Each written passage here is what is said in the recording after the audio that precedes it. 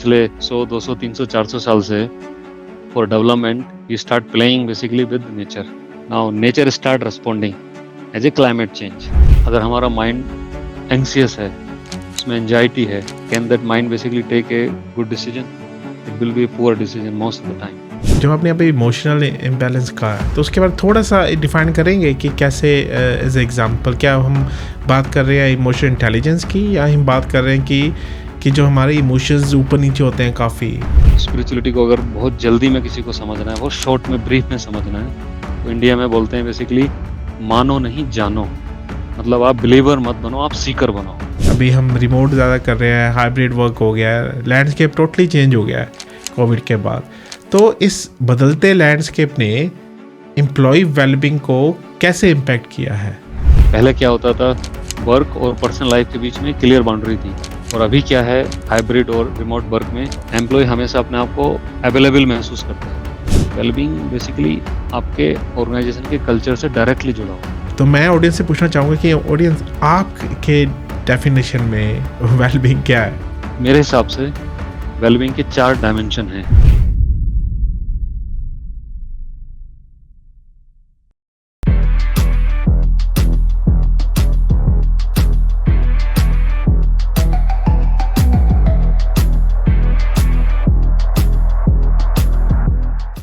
Hello everyone, welcome back to meet the Mavericks podcast. मैं हूँ रोहित गौतम, आपका होस्ट। आज मैं एक ऐसे पर्सनालिटी के साथ वार्तालाप करने जा रहा हूँ जिनको मैं अराउंड 3-4 साल से जानता हूँ। उन्होंने काफ़ी अपनी कॉर्पोरेट लाइफ में, अपनी वेलबींग में काफ़ी चेंजेस किए हैं। उन्होंने हेल्थ को, वेलबींग को and as a corporate leader उनको एक ऐसे पिलर के साथ जोड़ा है ताकि वो अच्छा काम कर सके, उनकी स्ट्रेस कम हो, उनकी एग्जाइटी कम हो। मैं चाहता था कि हम उनके एक्सपीरियंस से हम कुछ सीखें, तो इसलिए मैंने उनको आज आमंत्रित किया है। वो एक कॉर्पोरेट लीडर है, काफ़ी देर से एक कॉर्पोरेट वर्ल्ड में काम कर रहे हैं, तो वो अपने एक्सपीरियंस बताएंगे हेल्थ के बारे में, वेलबींग के बारे में, एम्प्लॉय वेलबींग के बारे में, और कुछ मिसकंसेप्शन जो हैं।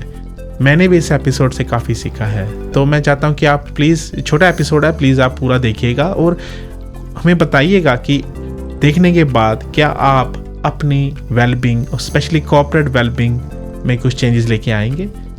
और अगर आपका कोई एक्सपीरियंस है इसके बारे में तो प्लीज़ शेयर कीजिएगा in the comments.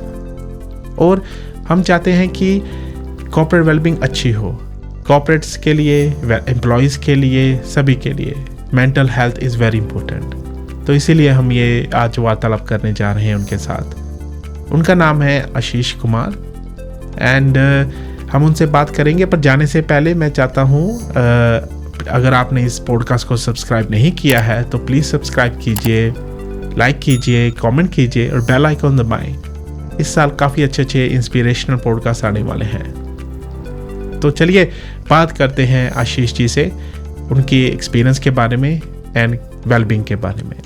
Hello Ashish ji, कैसे हैं आप? हेलो रोहित जी, बहुत बढ़िया हैं, बहुत बढ़िया। आप कैसे हैं? बस ठीक है सर, बस बढ़िया चल रहा है यहाँ पे। अभी मौसम अच्छा हो गया है, वेदर काफ़ी अभी तो वार्म है इस वक्त, अबाउट 19 डिग्रीज है, 15 डिग्रीज हो जाता है, तो अच्छा चल रहा है। तो hopefully looking for a better summer this year. Fantastic, fantastic. और बेंगलुरु में अच्छा वेदर है, दो it is a summer season, लेकिन कल बहुत अच्छी बारिश हुई है और अरे आज बहुत ही हाँ, प्लेजेंट वेदर है, हाँ, तो एंजॉयिंग इट। नाइस। तो मैंने सुना काफ़ी वो फ्लड भी हो गए, काफ़ी रोड्स वगैरह मैं ट्विटर पे देख रहा था, एक्स पे देख रहा था, तो काफ़ी लोग कह रहे थे कि काफ़ी हो गया है, यस, मुश्किल हो गया है। या चलिए, ये तो चलो जी, मेट्रो की लाइफ है अभी, तो मेट्रो सिटीज़ में। Yes, yes. तो Ashish ji, thank you very much for इस पॉडकास्ट में मीट द मैवरिक्स में आने के लिए।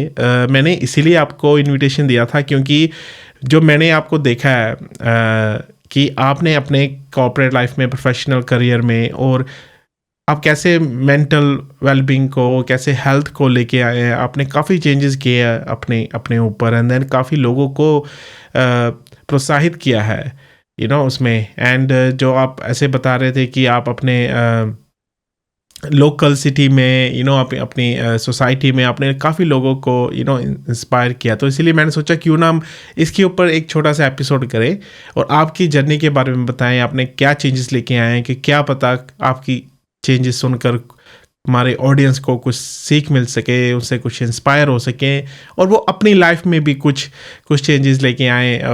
स्पेशली आफ्टर कोविड आपने देखा है काफ़ी लोग जस्ट यू नो काफ़ी हेल्थ कॉन्शियस हो गए हैं, तो इसीलिए मैं चाहता था हम एपिसोड करें। सो सबसे पहले तो आपका बहुत बहुत धन्यवाद, आपने इनविटेशन को एक्सेप्ट किया।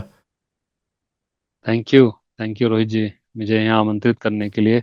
और मुझे भी आज बहुत अच्छा लग रहा है इस कन्वर्सेशन का हिस्सा बन करके। जी, और थैंक आपने कन्वर्सेशन का टॉपिक भी इतना अच्छा पिक किया है, उन्हें लाइटर नोट। जनरली वेलबींग एक ऐसा शब्द है जिसको हम न्यू ईयर रेजोल्यूशन तक ही याद रखते हैं, उसके बाद जी। भूल जाते हैं। लेकिन ये बहुत ही इंपॉर्टेंट टर्म है on a serious note. Both corporate wellbeing and individual wellbeing, both are very very important and we will talk about जी, जी, जी, it. We will definitely talk जी। About this, so yeah thank you very much. सो मैं अपने हर guest से यही पूछता हूँ कि ऑडियंस को थोड़ा पता चल सके। मैंने थोड़ी इंट्रो की है आपके बारे में, पर मैं चाहता था आपके मुख से सुने कि आप कहाँ पे हो, क्या कर रहे हो आजकल, और क्या चल रहा है लाइफ में। लाइफ बहुत अच्छी चल रही है टू बी ऑनेस्ट। और मेरा नाम आशीष है, मैं बेंगलोर में रहता हूँ। और तकरीबन 18-20 साल से कॉरपोरेट लाइफ में हूँ एज ए आईटी प्रोफेशनल।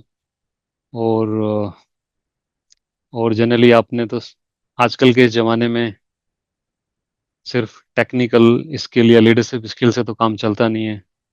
हमें अपनी हेल्थ, वेलबींग और ओवरऑल ओवरऑल माइंडफुलनेस पे भी ध्यान रखना होता है। ये तीनों चीज़ें मिलकर के ही एक कॉम्बो बनाती हैं जो हर व्यक्ति को एक फुलफिलिंग लाइफ और सक्सेसफुल कैरियर दे सकती हैं। सो जी, इसी पे मेरा फोकस है बेसिकली आजकल। जी, जी, अमेजिंग, अमेजिंग। तो चलिए थोड़ा पीछे चलते हैं, स्टार्ट करते हैं एपिसोड को। तो या मैं चाहता था आप हमें बताएं कि शुरुआत में, स्टार्टिंग में, कि आपको कॉर्पोरेट दुनिया से, वर्ल्ड में वेलबींग और हेल्थ पर ध्यान केंद्रित करने का पैशन कैसे आया, कहाँ से ये जर्नी स्टार्ट हुई। बहुत अच्छा सवाल है रोहित जी, स्पेशली इस कन्वर्सेशन की शुरुआत करने के लिए। तो बोलते हैं ना कि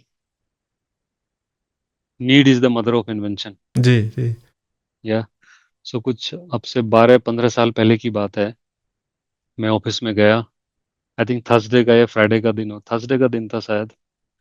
और एज यूजुअल वर्कलोड था, टाइट टाइमलाइन थी, डेडलाइंस थी। मतलब जो काम हम कर रहे थे वो कंप्लीट करना था बेसिकली, मुझे उसी दिन कंप्लीट करना था।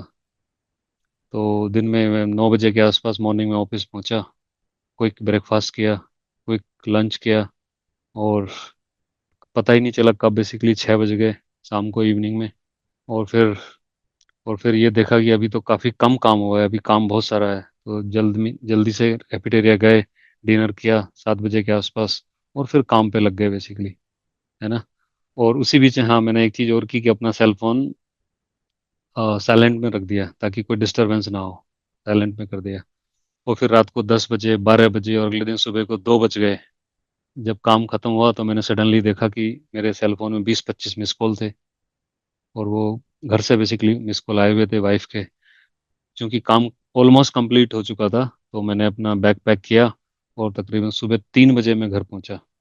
और जब घर पहुंचा तो ऑफ कोर्स घर फैमिली में सभी के चेहरे पे मुस्कान भी थी, लेकिन गुस्सा भी था, और ज़रूरी था।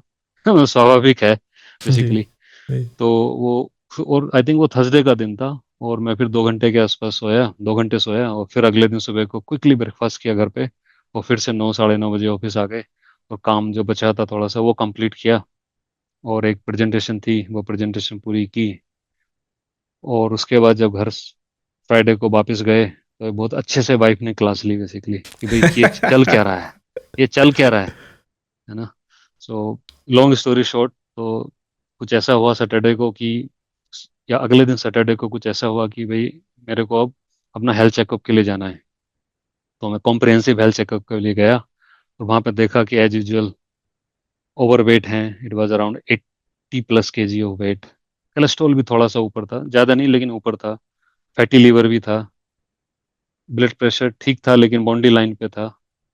तो उससे ये तो पता चला, ये तो क्लियर हो गया कि हेल्थ ठीक नहीं है, फिजिकल हेल्थ ठीक नहीं है। तो अगले 5-6 महीने, 7-8 महीने इनफैक्ट वेट मैनेजमेंट पे काम किया, कैलोरी और वेट मैनेजमेंट पे काम किया, तो वेट तो कम हो गया। मतलब 80 प्लस से 66-67 kg हो गया। और जब फिर से कॉम्प्रिहेंसिव हेल्थ चेकअप कराया तो उसमें वेट सही आया और कोलेस्ट्रॉल थोड़ा कम था पहले से, बीपी भी कम हो गया। लेकिन जो एंजाइटी, स्ट्रेस, बर्नआउट्स, फटीग, ये सब था, ये एज इज ही बना रहा। और आजकल आपको मालूम है कि प्रोफेशनल लाइफ काफ़ी बिजी होती है, तो वो 2012-2013 की बात मैं बता रहा हूँ। जी और जी। कब ऐसे ही लाइफ चलती गई। ओवरवेट तो नहीं हुए, वेट तो वैसा ही रहा, बाकी पैरामीटर भी ठीक ठाक थे। लेकिन 2019 2020 की 2019 की बात बता रहा हूँ, 2020 19 तक की एंजाइटी, स्ट्रेस लेवल, ये सब फिर भी बना ही रहा, फटीक या ये सब बना रहा। तो फिर 2019 में पता ही नहीं चला बेसिकली कब 7 साल 8 साल निकल गए।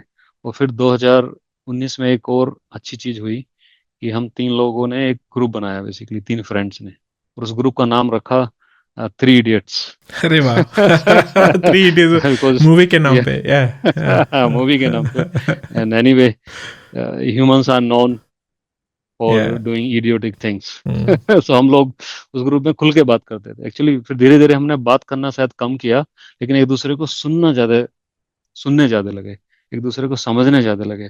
3 4 4 5 महीने तक ये चला। उसमें मैंने रियलाइज किया, और दो और जो फ्रेंड हैं, एक अभी यूरोप में सेटल हैं, एक इंडिया में बड़ी कंपनी में लीडरशिप पोजीशन पे हैं। हम लोगों ने महसूस किया कि हमारा स्ट्रेस लेवल, एंजाइटी लेवल काफी नीचे जा रहा है, मतलब एक अच्छी पॉजिटिव डायरेक्शन में जा रहा है। सो इतनी सडनली कोविड आ गया 2020 के स्टार्टिंग में, और फिर से हमारा ये डेली कनेक्ट, एक दूसरे को सुनना समझना, ये सब धीरे धीरे बेसिकली ऑनलाइन होने लगा, हम्म। है ना। और कोविड टाइम में स्पेशली इंडिया में तो in fact in our culture, yoga, pranayama, meditation, ये सब हमारे इंडिया में कल्चर में ही है। Though we know about it but we don't really practise it. जी जी है ना। जी। तो सो मैंने बेसिकली स्पेशली योगाभ्यास, कुछ योगासना और प्राणायाम स्पेशली वो शुरू किए। और 2 महीने बीते, 3 महीने बीते, 4 महीने बीते, 6 महीने हो गए बेसिकली। और कोविड में तो ऐसा था कि आपका स्ट्रेस, एंजाइटी, बैक पेन, ये बढ़ने लगे थे लोगों को। मैंने महसूस किया कि मेरे कम हो रहे हैं, है ना, और काफी कम हो रहे हैं बेसिकली, है ना। सो धीरे धीरे मेरे को ये रियलाइज हुआ कि योगा, प्राणायाम, ये सब मेरे लिए काफी हेल्पफुल हैं। और जब ये मेरे लिए हेल्पफुल हैं तो बाकी और लोगों के लिए भी हेल्पफुल हो सकते हैं, हम्म। है ना। और वहां से बेसिकली ये अब से कुछ 4 साल 5 साल हो गए हैं, 2020 से 2025 में अब हैं हम लोग, 5 साल हो गए हैं। तब से मैं रेगुलर योगाभ्यास, प्राणायाम, और अभी पिछले 5 6 महीने से, 6 7 महीने से इनफैक्ट मेडिटेशन भी शुरू किया है। और उससे मैंने देखा कि मेरे को अपना स्ट्रेस मैनेजमेंट, अपना anxiety, burnout, back pain, leg pain, all those things basically which are quite popular in a way nowadays in professional world, वो काफी कम है। तो हम्म। मैं बोलूंगा कि ये मेरा वेलबींग का जर्नी एक तरह से पिछले 4 5 साल पहले शुरू हुआ, जो एक नॉर्मल योगा और प्राणायाम की प्रैक्टिस से शुरू हुआ, और आज मेरा एक तरह से ये पैशन बन चुका है। मेरे आसपास, मैं खुद अपने आप में, और आसपास मेरे सर्कल में जो लोग हैं, फ्रेंड्स हैं, कलीग हैं, उनके साथ हम इस बारे में काफ़ी बात करते हैं, और इन प्रैक्टिसेस को बेसिकली इम्प्लीमेंट भी करते हैं। तो इस तरह अमेजिंग। से मेरी ये राइट। जर्नी बेसिकली स्टार्ट हुई, स्टार्ट विच हुई। I am really enjoying. That's good to hear Ashish ji. जो जो आपने कहा कि स्ट्रेस, एंजाइटी, अपने सभी हेल्थ चेक करवाए, तो मैं भी यही सोच रहा था जब बता रहे थे। मैंने कहा हम अपने आउटर बॉडी और जो चल रहा है बॉडी में वो तो हम टेस्ट करवा लेते हैं, पर जो एक्चुअली इंटरनली जो हमारी, जैसे हम कह सकते हैं कि जो हमारी आत्मा के साथ चल रहा है, स्ट्रेस हमारे ब्रेन में जो चल रहा है, एंग्जाइटी, जो कितना कुछ आजकल है, तो वो हम टेस्ट नहीं करवाते। वो हम कहते हैं कि यार चल कोई बात नहीं, ये तो नॉर्मल चीज़ है ना, एवरीडे लाइफ है, ये तो हम वो या उसकी हेल्थ के बारे में बात नहीं करते। तो एब्सोल्युटली। आपके विचार में ऐसा क्यों है कि हम उसके बारे में बात नहीं करते? ये एक अवेयरनेस वाली बात है बेसिकली, है ना। क्योंकि जनरली हम देखते हैं कि जिस तरह से हमारा एजुकेशन सिस्टम है ना, जिस तरह से बेसिकली कल्चर है, वहाँ पे फिजिकल हेल्थ के बारे में ज़्यादा ध्यान दिया जाता है ना।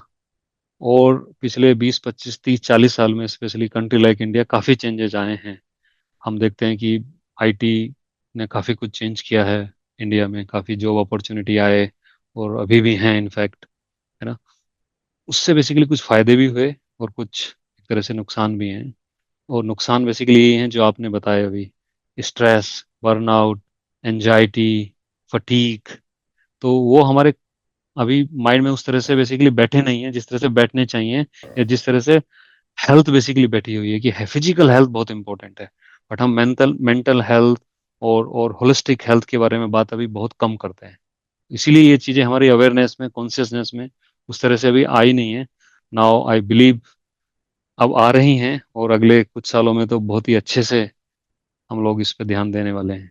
और ज़रूरी भी है, वो मेंटल, वो बहुत ही इंपॉर्टेंट है जी, बेसिकली। वो काफ़ी इम्पोर्टेंट है ना कि मैंने एक हमारे आचार्य राधेसा जी हैं, हमारे एक्चुअली लुधियाना से ही हैं वो, उनसे मैंने एपिसोड किया था, वो भी बता रहे थे कि वो भी कैसे लाइफ में जैसे वो टीचर थे, प्रोफेसर थे, and then she became yoga acharya, and then वो बता रहे थे कैसे उन्होंने भी मेंटल अपनी वेलबींग में काम किया। तो ऑडियंस में लिंक डालूंगा यहाँ पे, आप प्लीज़ देखना वो एपिसोड भी। तो आशीष जी, जो आपके जो एक्सपीरियंस में देन आपने बताया कि कंपनीज आजकल काफ़ी इसमें कर रही हैं, तो एम्प्लॉय वेलबींग के बारे में सबसे जो कॉमन मिसकंसेप्शंस हैं, वो मिथ्स हैं, वो क्या है? जी, बहुत अच्छा सवाल है रोहित जी। बिकॉज मिसकंसेप्शन जो हैं अबाउट वेलबींग इज एवरीवेयर। तो हम इस पे बात करने से पहले मैं चाहूंगा कि हम वेलबींग को एक तरह से थोड़ा सा डिफाइन कर दें कि व्हेन वी जी, से वेलबींग उसका मतलब क्या है एक्चुअली हाँ, हाँ जी, हाँ जी, ये बड़ा इंपॉर्टेंट है ना? कि उसका या, मतलब क्या है, उसका क्या, कैसे या डिफाइन करें? हाँ या हम जब वेलबींग शब्द को यूज करते हैं, एक्चुअली व्हाट इट मीन्स। सो मेरे हिसाब से वेलबींग के चार डायमेंशन हैं। पहला डायमेंशन है जो हमने ऑलरेडी इस चर्चा में हमारे आया है, वो फिजिकल हेल्थ है ना। पहला डायमेंशन फिजिकल हेल्थ है। लेट्स से कि if someone body is weak, then everything else will go for a toss। या सो नंबर वन थिंग है फिजिकल हेल्थ।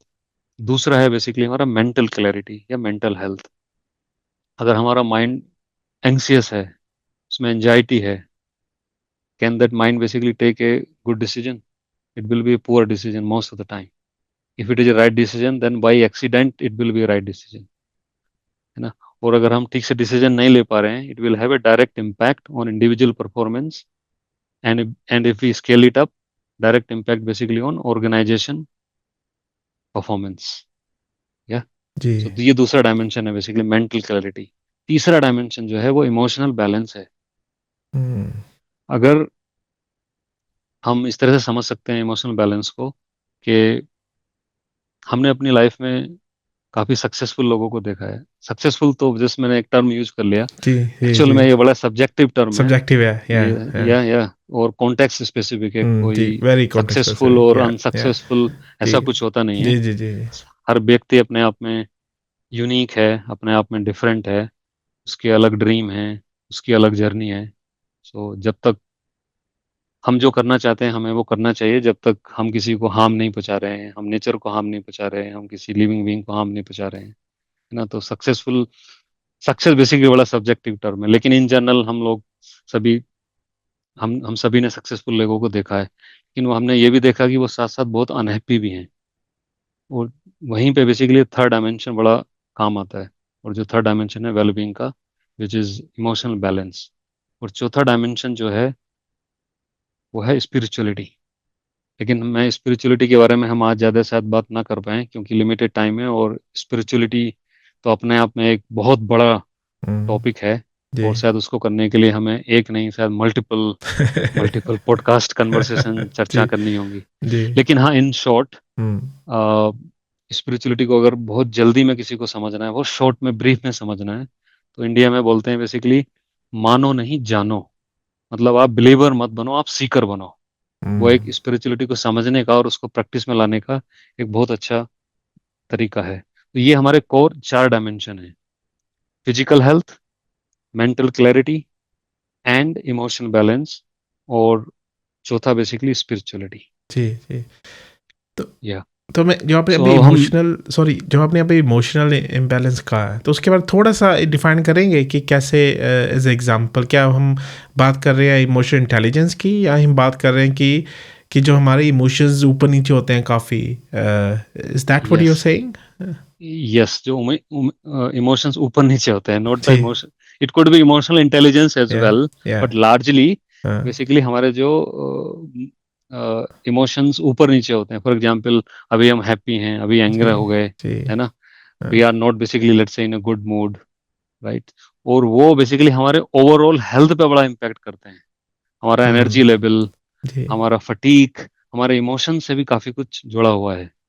हाँ तो इसमें तो जैसे मैंने पढ़ा मैंने खुद इसमें थोड़ा सा ना पढ़ा था जो मैं अपनी ट्रेनिंग कर रहा हूँ जो मैं अभी या लीडरशिप में भी तो या वो जो हाँ हाँ इमोशनल की बात कर रहे थे वो लगा रहे थे इमोशनल इंटेलिजेंस में राइट कि कैसे हम सेल्फ अवेयर हैं अपने इमोशंस के बारे में कैसे हम उसको सेल्फ मैनेज करते हैं इमोशंस को कि हम्म, वो है तो मैं सोच रहा था कि शायद यही है वही है जो ये वो ये यही वही है है, वही है आप ना बिल्कुल जस्ट टू सही बोल रहे हैं, क्लैरिफाई ये या वही है। या यस, ये जी जी वही है ओके ओके बेसिकली। यस, ठीक है तो जो 4 डायमेंशंस आपने कहे हैं physical health physical, mental health और mental mental health clarity, emotional emotional balance yeah and spirituality, and all above spirituality spirituality. जी या जी अमेजिंग अमेजिंग तो ये तो हमने डिफाइन कर दिया आपने अपने जो आपके एक्सपीरियंस है ठीक है तो मैं ऑडियंस से पूछना चाहूँगा कि ऑडियंस आपके डेफिनेशन में यू नो वेलबींग क्या है तो ये तो आशीष जी की डेफिनेशन होगी वेलबींग राइट तो आशीष जी इसके बारे में बात करते हैं फिर ये आगे इस पे चर्चा करते हैं जो आपने बात करी है कि 4 ये जो आपके डायमेंशंस हैं तो ये फिर कैसे इनके बारे में मिसकंसेप्शंस हैं देन? यस, अब ये बहुत अच्छा सवाल है। अगर हम कॉरपोरेट्स की बात करें, लेट्स से, जी है ना, वेलबींग को लेकर के, तो नॉट ऑल बट काफ़ी ऑर्गेनाइजेशन अपनी अंडरस्टैंडिंग इवॉल्व कर रही हैं अभी वेलबींग के बारे में, और होलिस्टिक वेलबींग क्या है बेसिकली। तो ज़्यादातर ऑर्गेनाइजेशन अभी भी वेलबींग को पर्क और कुछ एम्प्लॉय बेनिफिट से जोड़ करके हाँ देखती हैं, हाँ है ना, जैसे जिम के मेंबरशिप दे दिए जी फॉर एग्जांपल, जी है ना, या कुछ मेडिटेटिव या मेडिटेशन ऐप में सब्सक्रिप्शन अवेलेबल करा दिया ऑर्गेनाइजेशन को। बट होलिस्टिक वेलबींग बेसिकली सिर्फ यही नहीं है, और ये तो एक बहुत छोटा हिस्सा है। वेलबींग बेसिकली आपके ऑर्गेनाइजेशन के कल्चर से डायरेक्टली जुड़ा हुआ है ना। सो हमें बेसिकली सुधार वहां पे लाना होगा। तो ये एक बड़ा मिसकंसेप्शन है कि ज़्यादातर ऑर्गेनाइजेशन, इनफैक्ट इंडिविजुअल ऑल्सो, ये सोचते हैं कि फन फ्राइडे, जिम सब्सक्रिप्शन। दूसरा अगर हम देखें, मिसकंसेप्शन ये है, जिस पे हम काफ़ी हद तक बात कर भी चुके हैं, कि हम वेलबींग को भी से basically wellbeing equals to physical health. लेकिन हमने जैसे अपनी 4 डायमेंशन के बारे में बात किया है वेलबींग के बारे में, so wellbeing basically is not just the physical health, but it has other key dimension also, जिसमें हमारा इमोशनल बैलेंस की हम बात करते हैं, जिसमें हम मेंटल क्लैरिटी की बात करते हैं, साथ साथ में ऊपर फिजिकल हेल्थ तो है ही। तो ये भी एक मिसकंसेप्शन है कि हम वेलबींग को सिर्फ फिजिकल हेल्थ से जोड़ के देखते हैं। और जो मैंने प्रैक्टिकली देखा है, बेसिकली काफ़ी काफ़ी टाइम मैंने देखा है प्रैक्टिकली, वो एक मिसकंसेप्शन ये है कि इसको एम्प्लॉय सोचते हैं कि ये एम्प्लॉयर की रिस्पॉन्सिबिलिटी है, एम्प्लॉयर सोचता है कि एम्प्लॉय की रिस्पॉन्सिबिलिटी है। मेरे को लगता है ये दोनों की कलेक्टिव रिस्पॉन्सिबिलिटी है, कि कलेक्टिव दोनों को बेसिकली कलेक्टिवली इस पे काम करना होगा, है ना। देखो, अभी हम ऑफिस में हैं, हाई वर्कलोड है ना, ओवरलोडेड है, टाइट टाइमलाइन है। सो एम्प्लॉय ये सोचता है कि ये मेरे मैं इसकी वजह से बेसिकली मेरी हेल्थ कंप्रोमाइज हो रही है, इसकी चलते से मेरा इमोशनल इम्बैलेंस हो रहा है, इसके चलते बेसिकली मेरे को मेंटल क्लैरिटी नहीं है। ये बात सही है, लेकिन घर में भी कुछ ऐसा होता है जिसकी वजह से ये तीनों चीजें इम्पैक्ट होती हैं, है ना। सो बेसिकली होलिस्टिक है, इसमें एम्प्लॉय और एम्प्लॉयर दोनों को साथ साथ मिलकर के काम करना पड़ेगा। तो एक कलेक्टिव रेस्पॉन्सिबिलिटी है, रादर देन जस्ट एम्प्लॉय का या इंडिविजुअल का या एम्प्लॉयर का। नहीं सो सही बात कही आई आपने वुड से हाँ हाँ ये 3 हमारे मेजर मिसकंसेप्शन मैं देखता हूँ आज की डेट में ऑन वेलबींग। तो आशीष जी अभी जैसे हम मिसकंसेप्शन बात की तो अभी मैं सोच रहा था कि अभी जैसे कोविड के बाद काफ़ी चेंजेस आए हैं अभी हम रिमोट ज़्यादा कर रहे हैं हाइब्रिड वर्क हो गया है लैंडस्केप टोटली चेंज हो गया है कोविड के बाद तो इस बदलते लैंडस्केप ने एम्प्लॉय वेलबींग को कैसे इम्पैक्ट किया है? यस, सो अभी आफ्टर कोविड स्पेशली हाइब्रिड और remote work model new normal है एक तरह से, है ना। और उसने वेलबींग को एक तरह से काफ़ी हद तक उसकी अंडरस्टैंडिंग को चेंज किया है। और जो हमें एक्शन लेने हैं, अगर हम इंडिविजुअल हैं और अगर हम एम्प्लॉयर हैं, सो हमें अपनी अप्रोच बेसिकली चेंज करनी पड़ेगी। फॉर एग्जांपल, हाइब्रिड मॉडल से और रिमोट वर्क मॉडल से फ्लेक्सिबिलिटी तो है जी। For both employ and employer, but it comes basically with challenge, lot of challenge. Hmm. But the good thing is challenge comes with great growth platform, है ना। जी। So growth की opportunity भी है growth हो अगर जाता है, चैलेंज है हाँ तो, है हाँ ना। हाँ। सो पहला चैलेंज मैं देखता हूँ कि मोर फ्लेक्सिबिलिटी बट ब्लर्ड बाउंड्रीज। मतलब पहले क्या होता था कि वर्क और पर्सनल लाइफ के बीच में क्लियर बाउंड्री थी, और अभी क्या है, हाइब्रिड और रिमोट वर्क में एम्प्लॉय हमेशा अपने आप को अवेलेबल महसूस करते हैं। अगर रात को 10 बजे भी हाँ। मैसेज आया जी जी जी तो जी। वी फील लाइक वही रिस्पॉन्ड करो दो इसको अभी, है ना। ओके। हाँ सो हाँ एक एक ये पहला चैलेंज है हाँ। कि फ्लेक्सिबिलिटी बढ़ी है बट बाउंड्रीज ब्लर हो गए हैं। हम्म। और दूसरा बेसिकली जो चैलेंज मैं देखता हूँ और काफ़ी काफ़ी एक तरह से देखने को मिलता है, वो ये है कि हम बोलते हैं ना कि ह्यूमंस आर सोशल एनिमल्स। मतलब वी आर, वाई ने वो या by nature we are wired to connect and we 100%। Suffer जी। ए लॉट फ्रॉम या। लोनलीनेस। जी जी। सो अभी हम जब घर से काम कर रहे होते हैं, है ना, हाइब्रिड मॉडल में काम कर रहे होते हैं, तो हमारे कनेक्शंस बेसिकली कम हुए हैं, हमारी बिलोंगिंगनेस बेसिकली कम हुई है ना। क्योंकि हम पहले ऑफिस जाते थे, ऑफिस जा रहे हैं तो लोगों से फॉर्मल कनेक्ट कर रहे हैं, इनफैक्ट इनफॉर्मल कनेक्ट कर रहे हैं। और उस इनफॉर्मल कनेक्ट में हम मोटे तौर पे अपने फॉर्मल कन्वर्सेशन जो करने वाले हैं उनको भी एक तरह से सोल्व कर लेते थे, तो उससे हमारे कनेक्शंस बिल्ड होते थे, एक बिलोंगिंग्स बनती थी। तो वो अभी बेसिकली हम अगेंस्ट द नेचर जा रहे हैं एक तरह से, है ना। और अगेंस्ट द नेचर हम जा नहीं सकते, हमें जाना नहीं चाहिए। फॉर एग्जाम्पल, पिछले 100 200 300 400 साल से for development we start playing basically with nature. Now जी नेचर स्टार्ट रिस्पॉन्डिंग जी एज ए क्लाइमेट चेंज। जी गर्मियों के टाइम में गर्मी नहीं है, जी मतलब जी। ज्यादा गर्मी ज़्यादा है गर्मी है, ना। हाँ सर्दियों हाँ में हाँ हाँ सर्दियों में सर्दी गुल है हाँ ना। हाँ। और आप अगर ऐसी जगह रह रहे हो वहां पे बत्ती भी गुल है और गर्मी भी ज्यादा है तो और भी दिक्कत है है ना। बरसात में बरसात कम हो रही है, हो ही नहीं रही है। So we can not actually, we shouldn't be going against the nature. So ये एक मेजर इम्पैक्ट है ना। सो इस तरह के बेसिकली इम्पैक्ट्स हैं जो हमें हाइब्रिड और रिमोट वर्क कल्चर के चलते देखने को मिल रहे हैं, हम्म। है ना। और हमारा जो फिजिकल हेल्थ है, जी सॉरी, एक पॉइंट और जी जी जो जी, अभी मेरे प्लीज़ माइंड में आ रहा है। बताइए। हाँ। सो हम लोग ऑफिस से जाते थे पहले, रेगुलरली जाते थे, maybe 4 days a week late से, है ना। अभी तो उल्टा हो गया है, 2 डेज ए वीक या 1 डे वीक। पहले हम ऑफिस जाते थे, हमारे बॉडी के मूवमेंट्स या कुछ हद तक फिजिकल एक्सरसाइज होती थी बेसिकली, है ना। हाँ अभी वो हाँ। काफी कम हो गई कम है। हो गई है। अभी हम क्या आई करते हैं, एग्री। सुबह हमने 10 बजे लॉग इन किया लेट से, और शाम को 6 बजे 7 बजे 8 बजे पता ही नहीं चला। और जब उठे तो नेक स्टिफ हो गई, बैक पेन है, लेग पेन है, पता ही नहीं चला। ऑफिसेज में बाय डिफॉल्ट कुछ इस तरह के की दिनचर्या है, इस तरह का रूटीन है कि हम वॉक तो करते हैं, कैफेटेरिया में खाना खाने के लिए जा रहे हैं, चाय पे जा रहे हैं, लोगों से बातें कर रहे हैं। तो ये भी एक मेजर इम्पैक्ट हुआ है बेसिकली, मेजर हम्म। इम्पैक्ट है जी। हाइब्रिड और रिमोट का। ये बात आपकी सही है, ये मैं टोटली एग्री करता हूँ इसके ऊपर कि काफ़ी काफ़ी फ़र्क पड़ा है। मैंने खुद देखा है, मैंने अपनी बॉडी में कि बैठे बैठे तो बुरा हाल हो जाता था रात तक। जी जब से ये चेंज हुआ है तो मैंने अभी तो स्टैंडिंग डेस्क ले लिया है, तो मैं बटन दबाता हूँ तो स्टैंड हो जाता हूँ। तो गुड। अपने ऑफिस में मैं सारा दिन स्टैंडिंग डेस्क पे ही काम करता हूँ, मैं बैठता नहीं हूँ सारा दिन। और मुझे भी प्रॉब्लम हुई थी मेरी पीछे C5 C6 की नर्व की, तो मेरे काफ़ी पेन हुआ था। तो पूरा यहाँ से मेरे हाथ से पूरा इंडेक्स फिंगर से पूरा पीछे तक काफ़ी बुरा हाल था मेरा। 20 ये एक्चुअली कोविड से पहले की बात है। ये इवन कोविड में नहीं है, कोविड से पहले भी था, क्योंकि हाइब्रिड तो चल ही रहा काफ़ी, आईटी में तो काफ़ी, रिमोट स्पेशली यहाँ पे तो काफ़ी।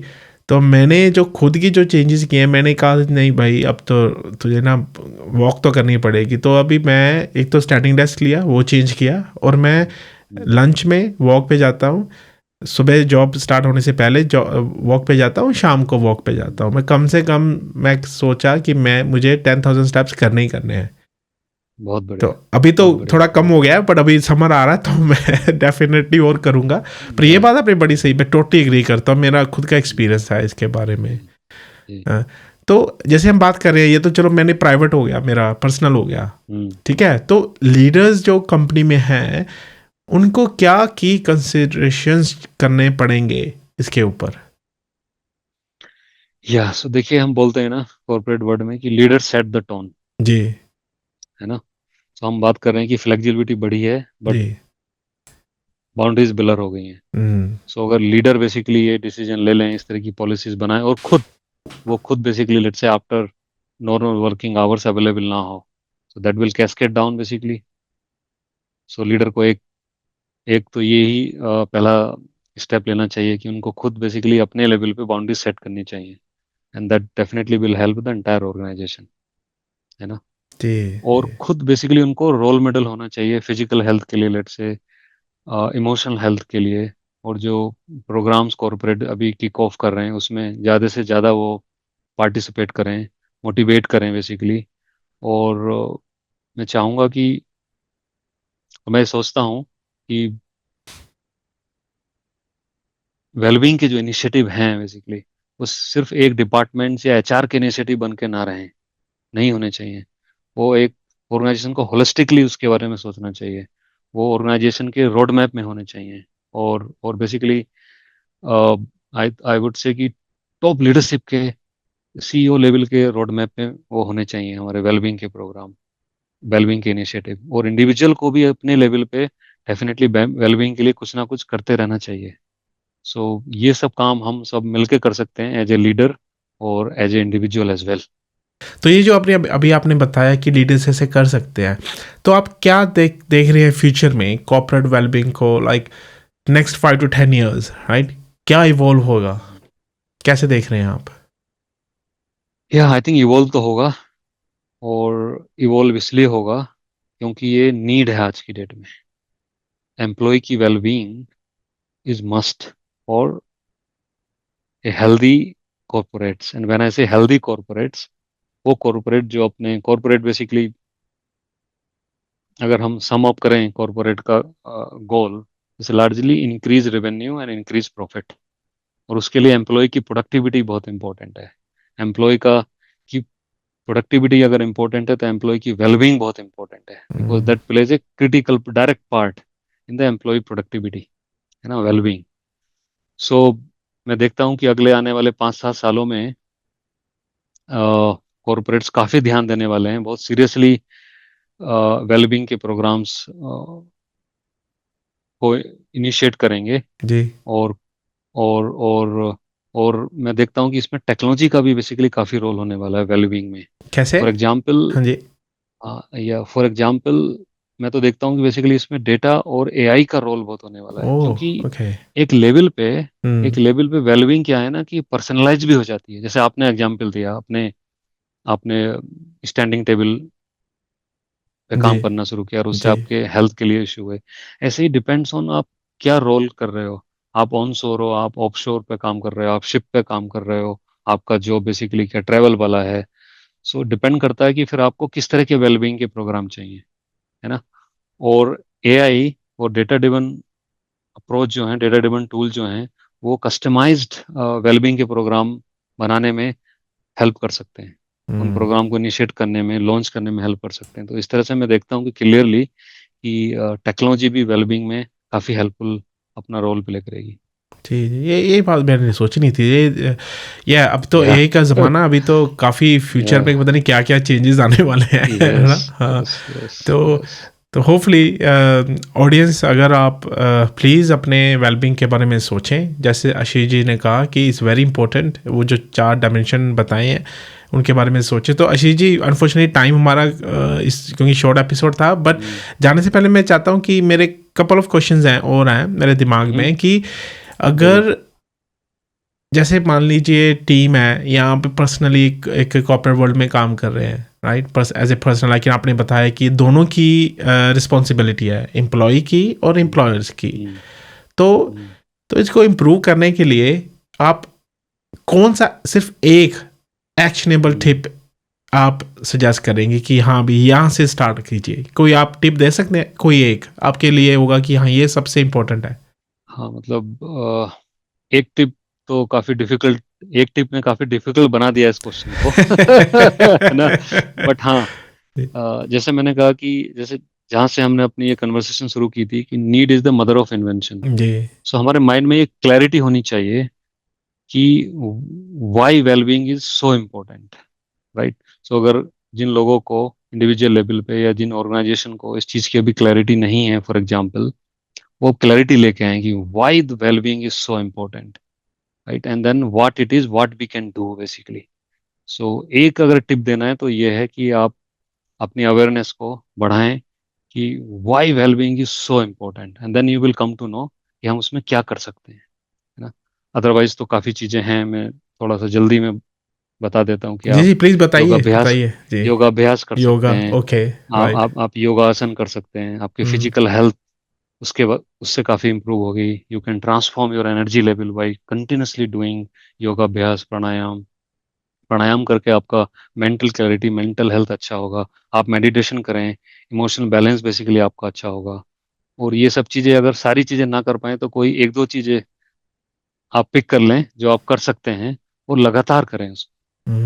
कंसिस्टेंसी बेसिकली इंपॉर्टेंट है।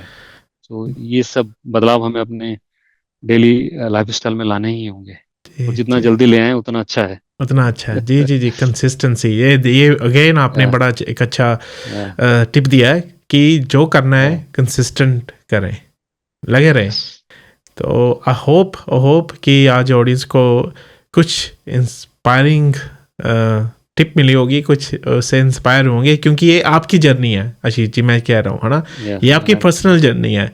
एंड जैसे आपने कहा कि हम सोशल एनिमल भी हैं और हम वायर्ड भी डिफरेंट हैं, तो मेरी पर्सनल जर्नी आपकी पर्सनल जर्नी से डिफरेंट होगी, हमारी ऑडियंस की पर्सनल जर्नी, है ना, हमसे डिफरेंट होगी। तो पर आपने एक बड़ा इंपॉर्टेंट किया कि आप हमारा वाई हमें ढूंढना चाहिए कि क्यों है। एब्सोल्युटली। जी जी, पर वेरी वेरी इंपॉर्टेंट लेसन जो आपने अभी टिप दी है ना, वाई, कि हमें बताएं, वो कंसिस्टेंसी में ध्यान दें कि कंसिस्टेंट होना है। तो अच्छा जी, अगर किसी ने आपसे बात करनी हो, आपसे आपके जो एक्सपीरियंस है उससे बारे में और पूछना हो, जैसे आपने कहा स्पिरिचुअलिटी, तो कैसे कांटेक्ट करे आपसे? आप मेरे को वैसे मैं बहुत ज़्यादा सोशल मीडिया में नहीं हूँ, लेकिन आप मेरे को मेरे लिंक्डइन आईडी पे रीच आउट कर सकते हैं, एंड जी, I will try to okay, respond as soon as I can. क्यों, और आप डायरेक्ट ईमेल भी मेरे को भेज सकते हैं मेरे ईमेल आईडी पे। जी, तो ओके, इस तरह से आप मेरे को रीच आउट कर सकते हैं। जी जी, तो मैं डिस्क्रिप्शन में डाल दूंगा दोनों, लिंक्डइन जी और आपका email ID. So again Ashish ji, thank you very much for coming on to this podcast and sharing your journey about how you moved from a corporate worker to corporate and well-being employee. So आपने अपने आप को खुद को ठीक किया आपने, and you are inspiring a lot of people in your circle, in your surrounding. So I hope audience को भी कुछ ना कुछ मिला होगा यहाँ से, और वो भी अपनी वेलबींग के बारे में सोचेंगे।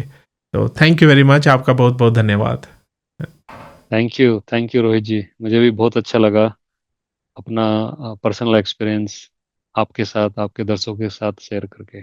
और मैं आपके सभी दर्शकों को होलिस्टिक हेल्थ और फुलफिलिंग लाइफ की शुभकामनाएं देता हूँ। So audience, please keep watching our future episodes as well. So if you आपने अभी तक अपने इस पॉडकास्ट को सब्सक्राइब नहीं किया है तो प्लीज़ सब्सक्राइब कीजिएगा, एंड प्लीज़ कमेंट कीजिएगा कि आप क्या चेंजेस लेके आने वाले हैं अपनी लाइफ में, आप क्या चेंजेस लेके आएंगे, क्या आपने सीखा, आपकी टॉप टिप क्या है अगर आपने इस जर्नी में अपने आप को खुद को डाला है तो।